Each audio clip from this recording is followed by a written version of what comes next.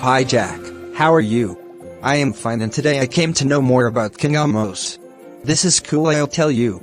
Skninra was the first to start attacking the Hyksos to fight them in their departure from Egypt, and was killed in one of his battles with the Hyksos. Then his son completed the war until he cleared Upper Egypt from the Hyksos. Then Ahmose expelled the Hyksos outside the country. Ahmose ran with his armies when he was about 19 years old and used some modern weapons such as war wheels. Many of the people of Thebes joined the army. He and his armies went to Awaris, currently preserving the stone, the capital of the Hyksos, and defeated them there. The Hyksos appear later in history. This battle was around the year 1580 BC. Ahmose developed the Egyptian army and was the first to put on it the war wheels which were used by the Hyksos, which is the reason for the Hyksos overcoming Egypt. He was drawn by horses and also developed military weapons using darts equipped with a piece of iron on the arrows. Then he began to fight the Hyksos starting from Upper Egypt, and the people around him gathered around him.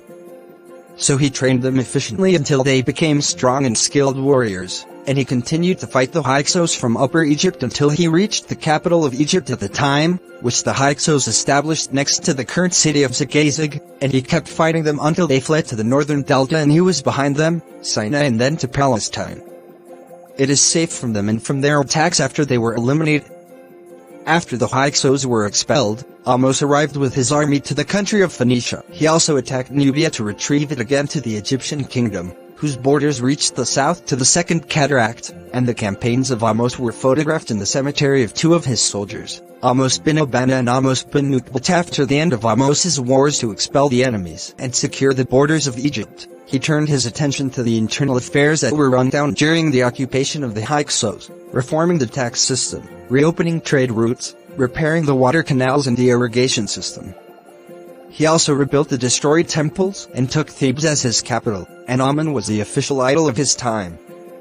Ahmose's rule lasted for a quarter of a century and he died at the age of 35. After Ahmose expelled the Hyksos from Egypt, he returned to the country in 1571 and headed for internal reform, which made historians regard him as the founder of the modern state.